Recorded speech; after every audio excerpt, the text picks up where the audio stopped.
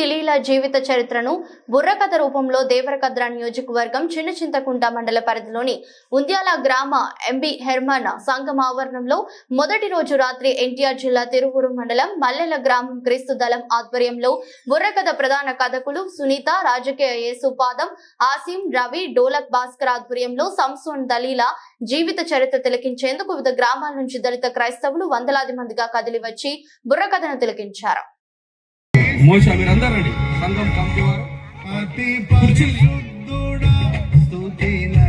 అందరు కలిసి వారికి సన్మానించవలసిందిగా కోరుతున్నాం. అందరు సన్మానించండి.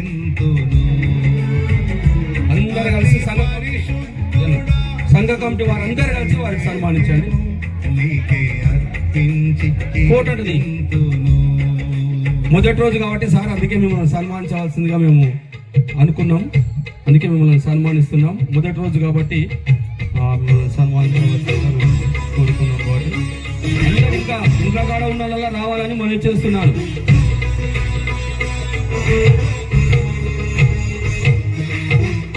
అదేవిధంగా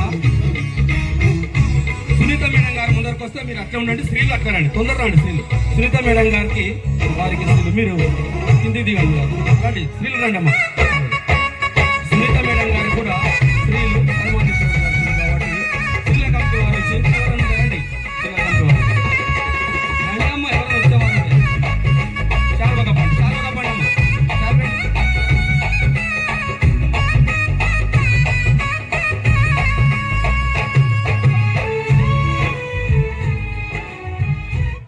అదేవిధంగా స్త్రీల కమిటీ వారు సునీత మేడం గారికి సన్మానించడం జరిగింది. Thank you.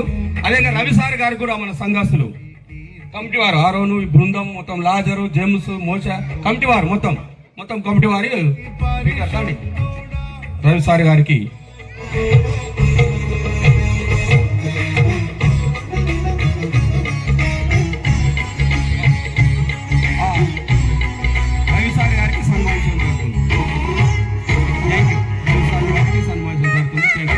కృష్ణా జిల్లా నుంచి వచ్చారు కాబట్టి చాలా సంతోషకరం. భాస్కర్ సార్ గారికి యూత్ కమిటీ వారు, భాస్కర్ సార్ గారికి బాలాజీ యూత్ కమిటీ వారు వచ్చి కొంతమంది రండి.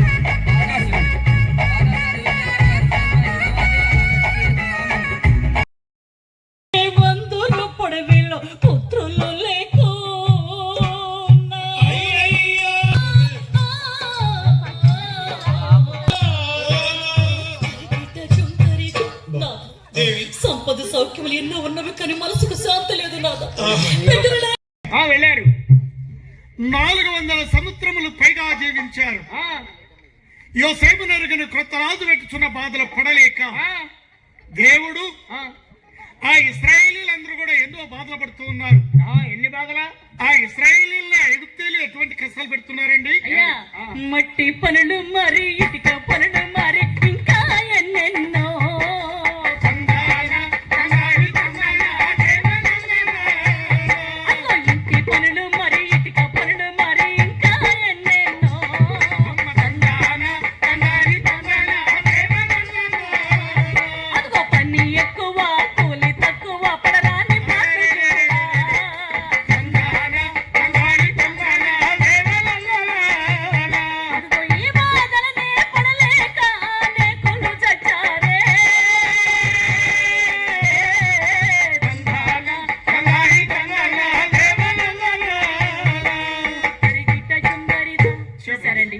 మట్టి పనులు, ఇటుక పనులు, వెట్టి చాకిరి, గడ్డి తక్కువ వేస్తూ ఇటుకలు ఎక్కువ చేయమంటున్నా.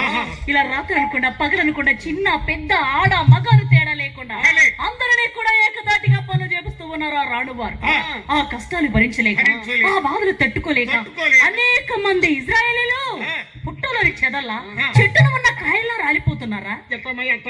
పుట్టలోని చెదల్లా చెట్టును ఉన్న కాయల్లా రాలిపోతున్నారా?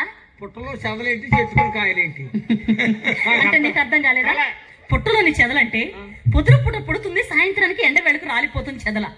చెట్టునున్న కాయలంటే ఇప్పుడు ఈ కాలంలో వచ్చే కాయలు ఏంటండి? పళ్ళు, మామిడి పళ్ళు కదా. ఇప్పుడు మామిడి చెట్టే ఉందనుకోండి మన ఇంటి దగ్గర ఎక్కడ తోటలో గాని, దానికి కాపలాదారులు లేకపోయాడు అనుకోండి, ఆ చెట్టు కాయలు ఉంటాయండి. ఒకవేళ కావాలని ఒక పండును చూసి ఒక కర్ర వేస్తే రాయి గాని ఒక కాయ కనుక వేస్తే 10 కాయలు పడిపోతూ ఉంటాయి.